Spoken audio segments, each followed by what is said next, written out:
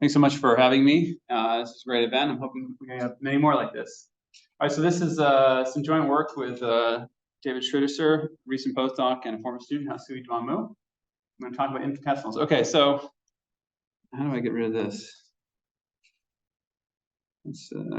Hopefully it won't cause too much trouble, except for right now. I'm just going to shrink it. Okay, so a positive infinitesimal, what is that? It's a something epsilon. That something epsilon is between 0 and 1 over n for all natural numbers. And of course, there's no such real number.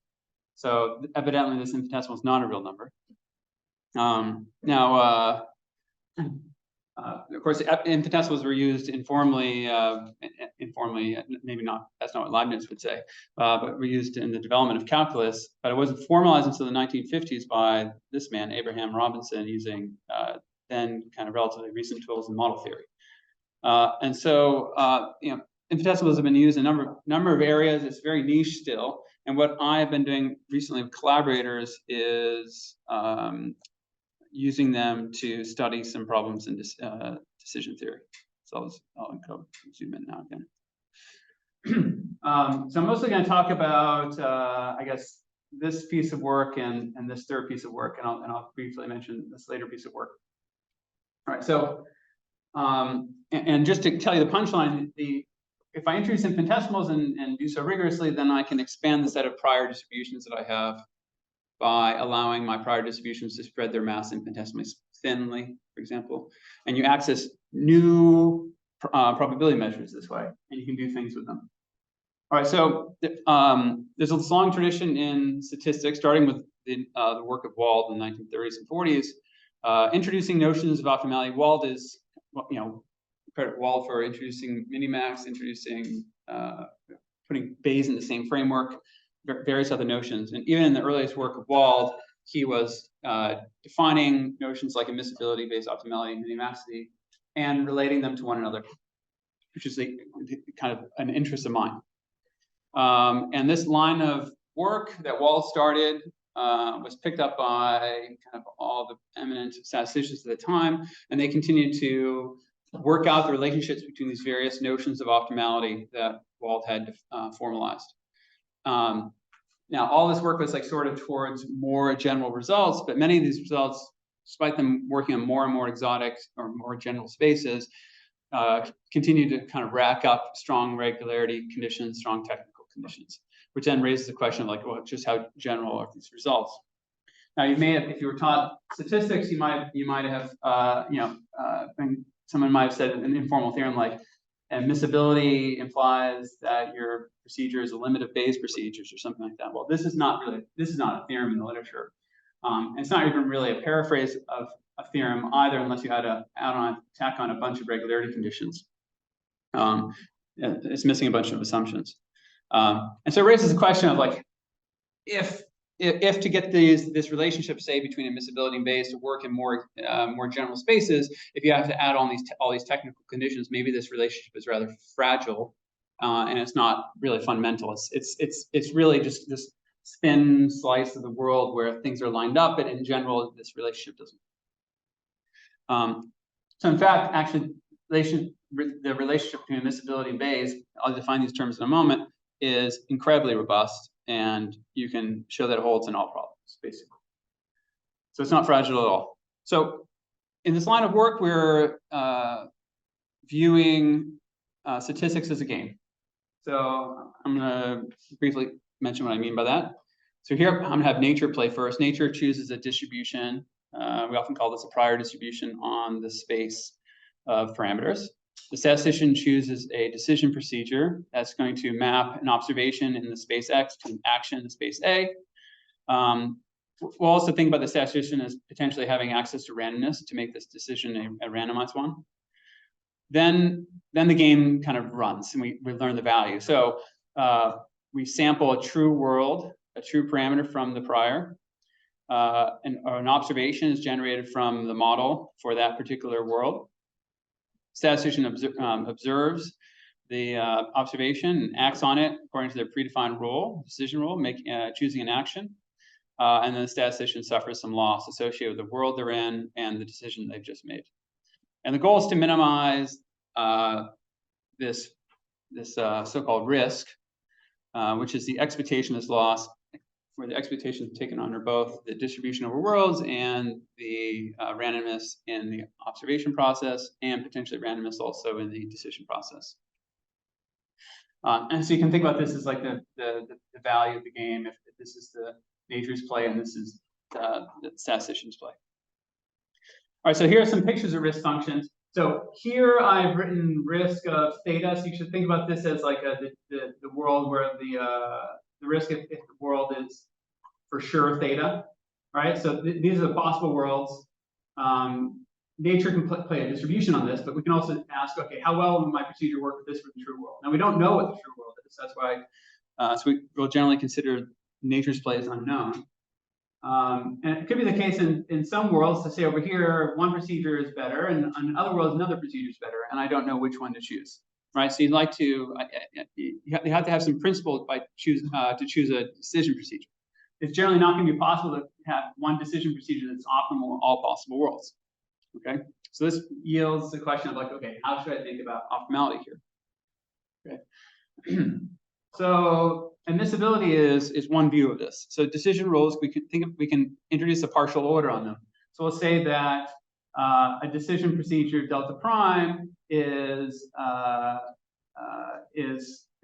less than another decision procedure delta if everywhere the risk in delta prime is no larger than the risk in delta. It's a pretty kind of straightforward thing. If you notice here, okay, so delta 0 is everywhere less than delta 1, right? But like, for example, these two are incomparable under this partial order. That's why it's a partial order.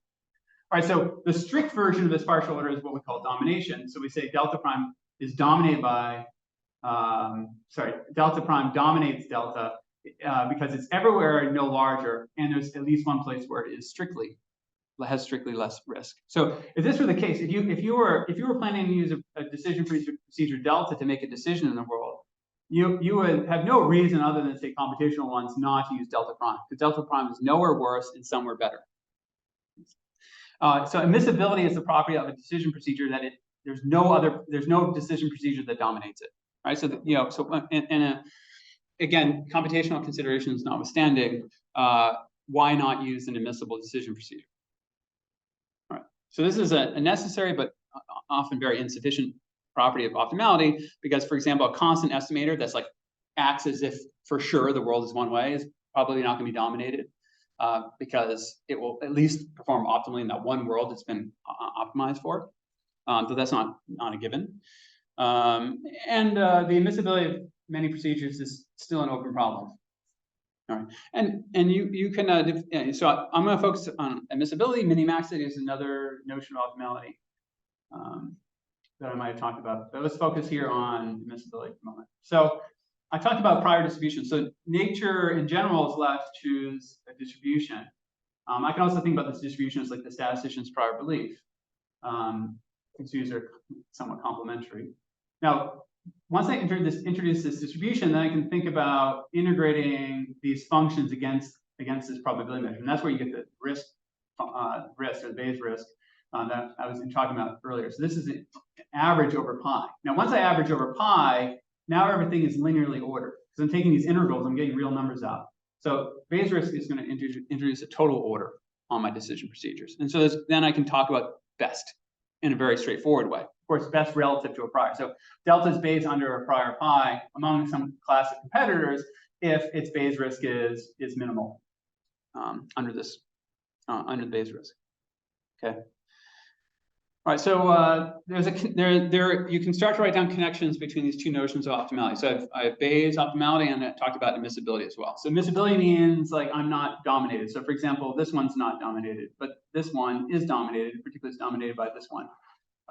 Let's see, this one, right? It just kisses this other one right here, but it's definitely dominated.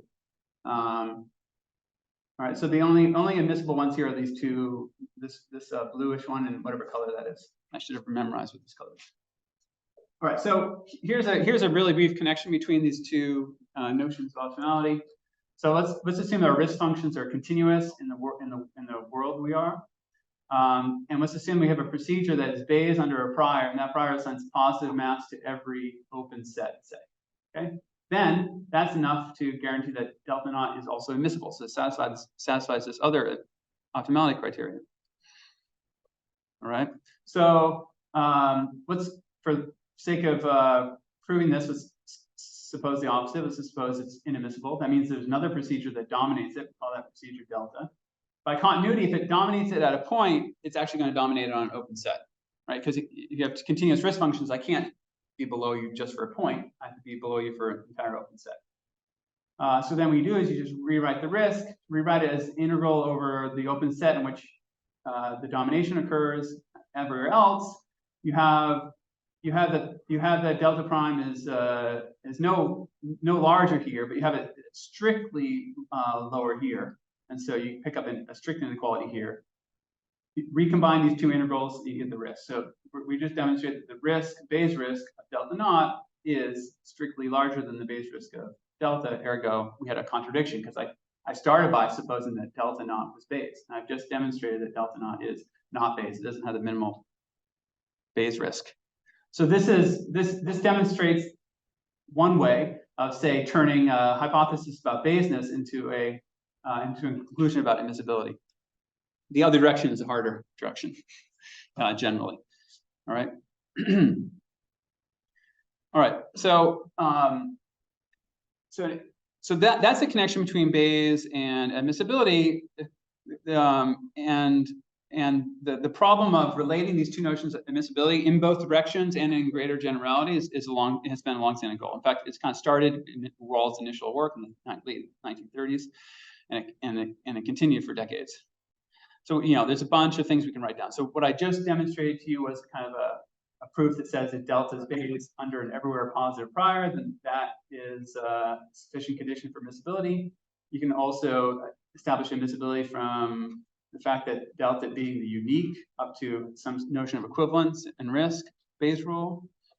You can, in the other direction, admissible rules are Bayes provided, for example, the procedure is finite, or sorry, the set of worlds is finite, or under compactness and various continuity assumptions on all the objects in view.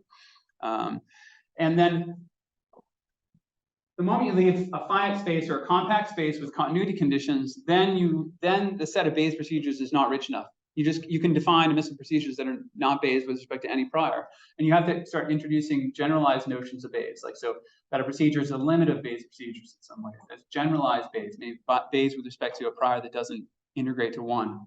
And all these results attempt to sew back together this relationship between admissibility and Bayes optimality by introducing a generalized notion of Bayes. But these connections we see between, like, say, generalized Bayes and admissibility, they only hold under some technical conditions. Like, for example, it has to be an exponential family with various hypotheses, like, say, regularity conditions on the various functions that define that exponential family. So, so these do get more general, and they say cover these things as special cases, but they always come with these technical conditions. Okay, indeed, like, and this is just to remind you of this point.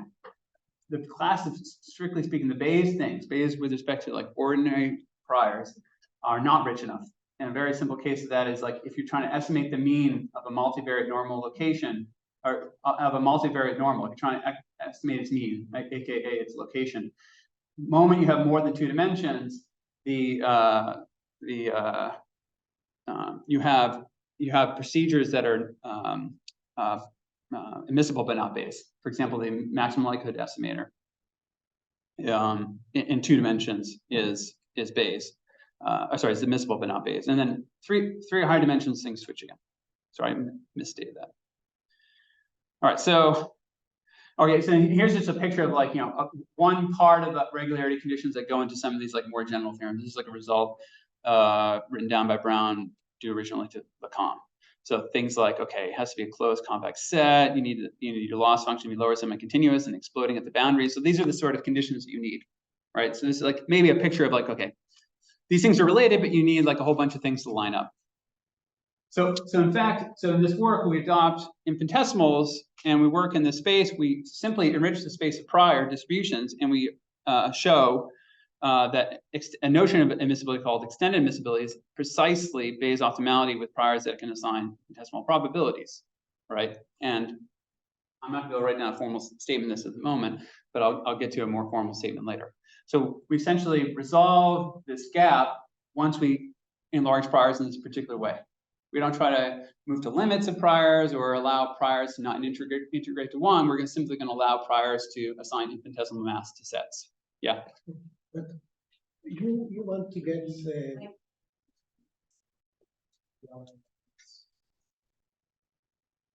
I'll turn that on. so the goal is will be the goal, the risk that you are shooting for is the risk with respect to the prior. Yeah. But in reality, the prior is given by nature. We don't know. No, So no. In reality, what do we gain by introducing more priors? That's great. That's a great question. Yeah. So the question is like, which part of these situations are metaphysical versus like actual things? And I would argue the real things are the decision procedures. Those are the things that act. Admissibility makes no reference to prior distributions. All right. And so I would say like, the idea of like nature choosing a prior distribution is sort of whimsical, right? Admissibility is like the condition that like I'm not dominated in any world. That makes no reference to a prior. And what we do is we succeed in relating that to, for ordinary procedures, but these metaphysical kind of priors, we show this relationship. So this is going to be a theory about standard decision procedures. Your decision procedures are not going to make infinitesimal distinctions. That's important. Yeah, but the goal is to behave well with respect to the prior. No. The goal is to characterize admissibility, and for which there is no prior. I'm doing machine learning. I want to optimize my loss with respect to some Yeah. So no, I would say, so Bayesians, the prior represents their prior belief, and that's generally considered subjective. All right. The only time like I would say objective priors tend to arise is like if say I have minimax situation, and then I have a minimax theorem and I relate minimax value to a lower value, which involves a prior. Right. Now there may not be a prior causing that minimax theorem to hold. All right, but I'll show that there's going to be a non-standard prior that makes that thing hold. Right. So like I would say no. I say machine learning isn't about priors. Priors are means to find optimization problems that may have other properties.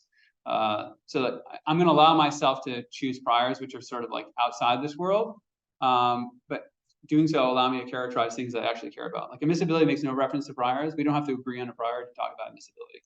We don't have to agree on anything to talk about minimax. And both of these properties can be related to Bayes optimality under a prior. It just has to potentially spread its mass infinitesimally. Yeah, but we chat later. I think it's an interesting thing. So I have no chance to introduce non-standard analysis to you at all in like the 9 minutes I have remaining. But your intuition for like how infinitesimals might work is probably pretty good. And afterwards come up and talk to me about potentially using NSA in your own work.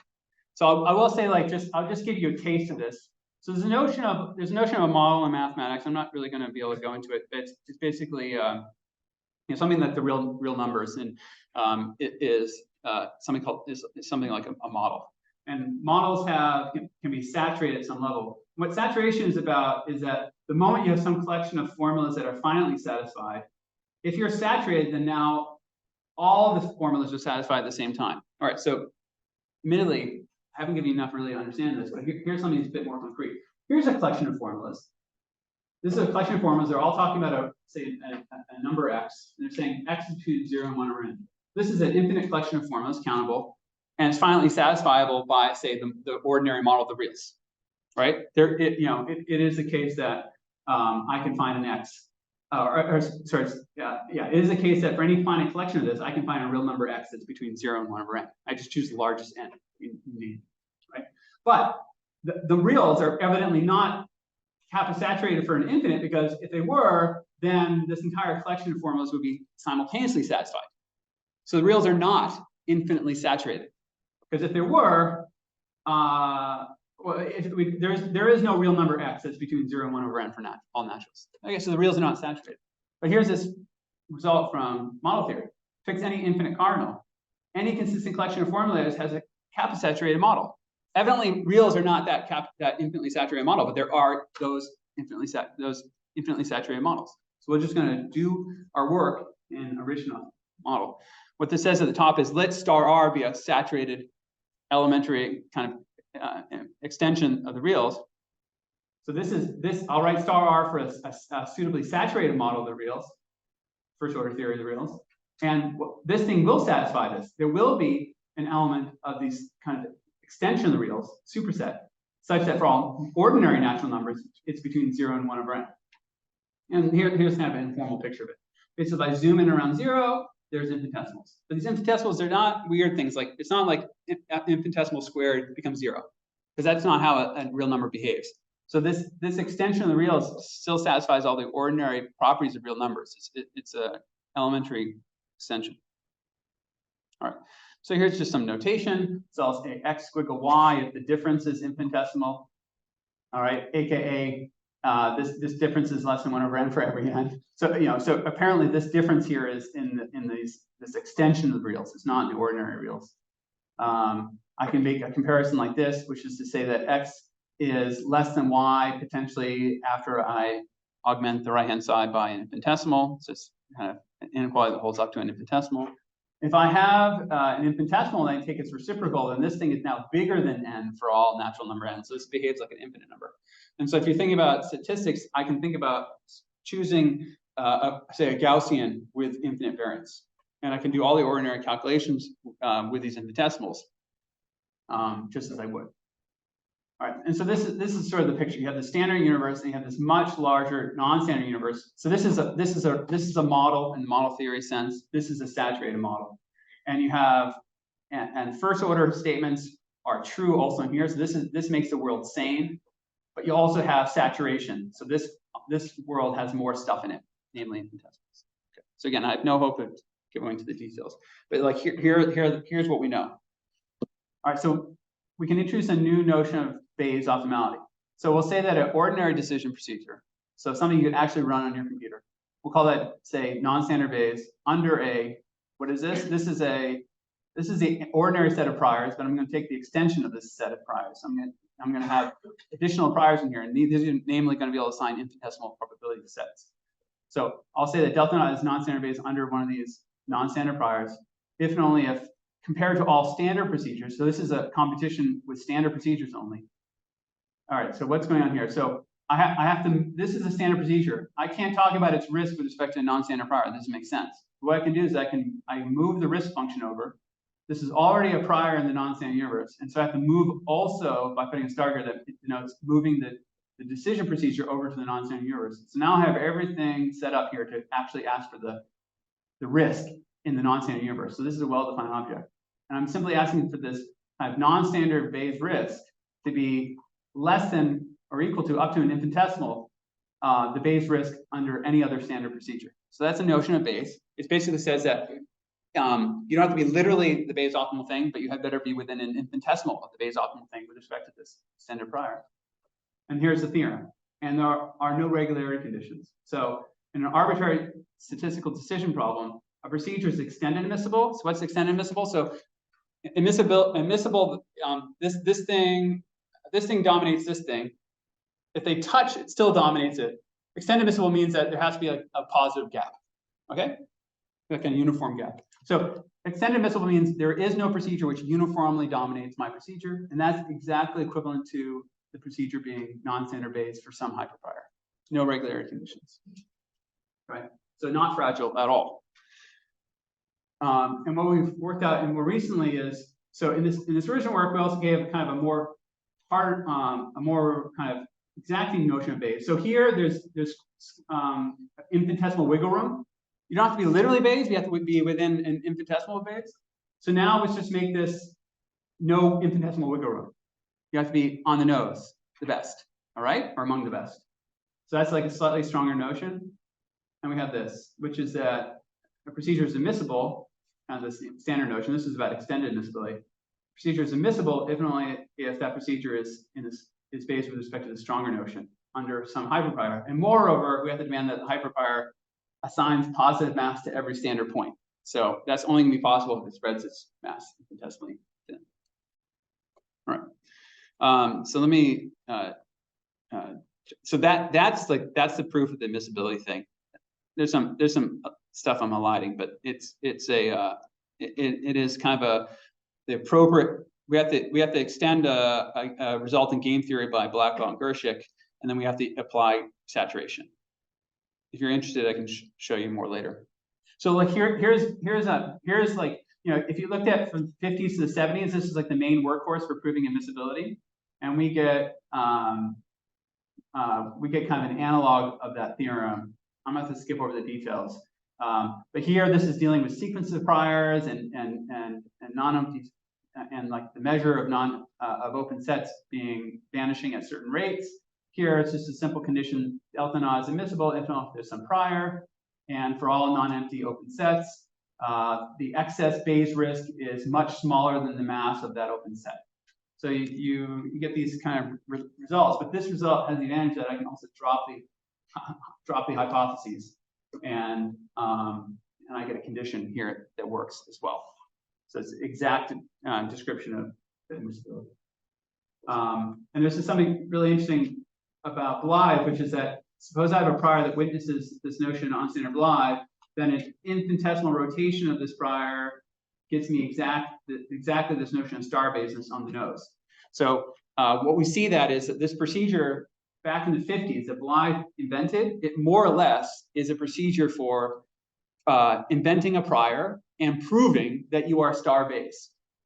So like basically in the 50s, they were more or less doing non-standard analysis under continuity assumptions. So everything they do, Blythe gives you a prior, and then we have shown that an infinitesimal rotation of that prior establishes Bayes optimality. All right, so let's skip over this and mention this one more result. So that was all about admissibility, but there's other notions of optimality that people care about. Minimax is one.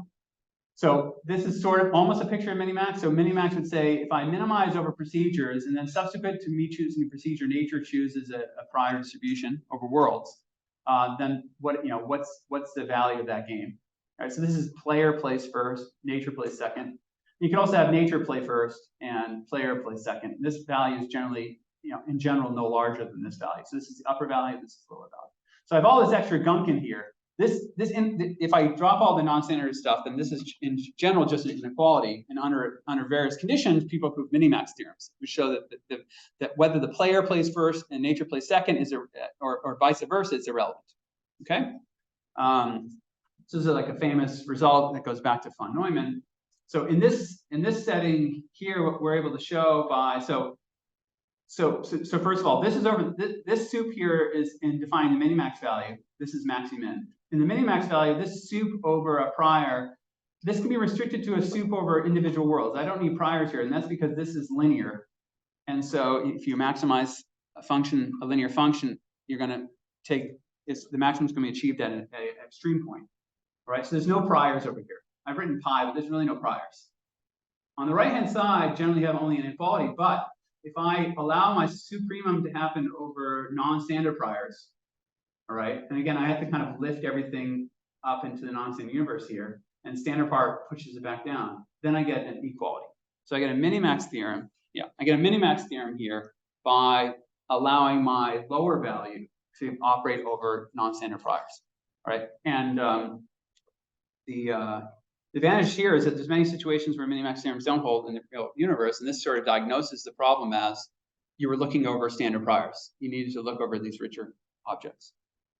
All right, so just 3 things of conclusion. So I've introduced you a little bit to infinitesimals. The main advantage that they give you is that they give you this richer collection of distributions that you can choose prior distributions. This can be all made rigorous using non-standard analysis.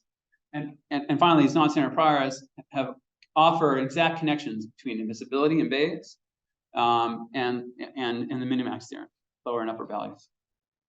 Thank you.